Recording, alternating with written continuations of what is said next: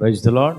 మన ప్రభువును రక్షకుడైన యేసుక్రీస్తు నామంలో కృపావాక్యాన్ని వీక్షిస్తున్న దేవుని బిడ్డలందరికీ నా హృదయపూర్వక వందనాలు. బిడ్డలారా, అందరూ బాగున్నారు కదా? ఈ శుభవేళ దేవుడిస్తున్న ఒక మాటను చదువుకుందాం. కీర్తన గ్రంథం 1వ అధ్యాయం 3వ వచనంలో చూస్తే, అతడు నీటి కాలంలో ఎవరైనా నాటబడినదై ఆకు వాడక తన కాలమందు ఫలమిచ్చు చెట్టు వలె నుండును, అతడు చేయనదంతా సఫలమగును. ఈ శుభవేళ దేవుని వాక్యాన్ని వీక్షిస్తున్న దేవుని బిడ్డలారా, ప్రభు చెబుతున్న మాట, నీవు చేయనదంతా నీకు సఫలము చేస్తాడు. ఏటిని సఫలం చేస్తాడు? ఏవి సఫలపరచబడతాయి? అతడు చేయనదంతయు సఫలమవుతుందని ఈ శుభవేళ దేవుడు మాట్లాడుతున్నాడు. వేటిని సఫలం చేస్తాడంటే, మొదటిగా ఆదికాండం 24వ అధ్యాయం 40వ వచనంలో చూస్తే, నీ ప్రయాణం సఫలమవుతుంది. శరీర సంబంధమైన ప్రయాణమైన, ఆత్మ సంబంధమైన ప్రయాణమైన, ఈ ప్రయాణం కొనసాగుతున్నప్పుడు ఎన్నో ఆటంకాలు, అవరోధాలు చుట్టుముట్టి ప్రయాణాన్ని ఆపుచేయాలని చూస్తాయి.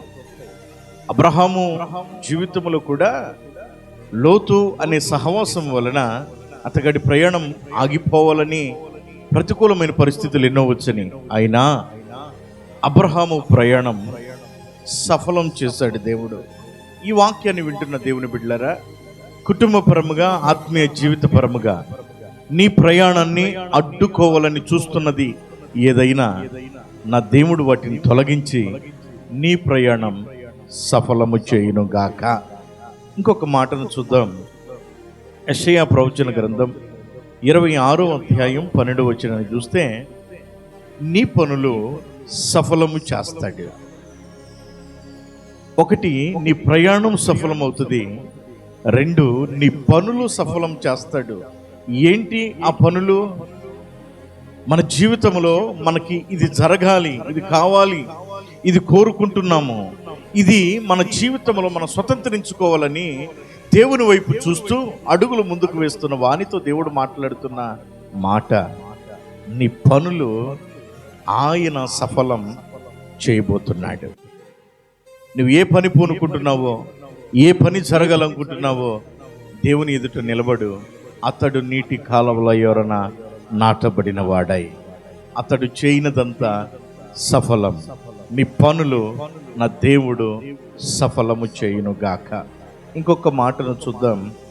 నెహెమ్యా ప్రవచన గ్రంథం 2వ అధ్యాయం 20వ వచనం చూస్తే,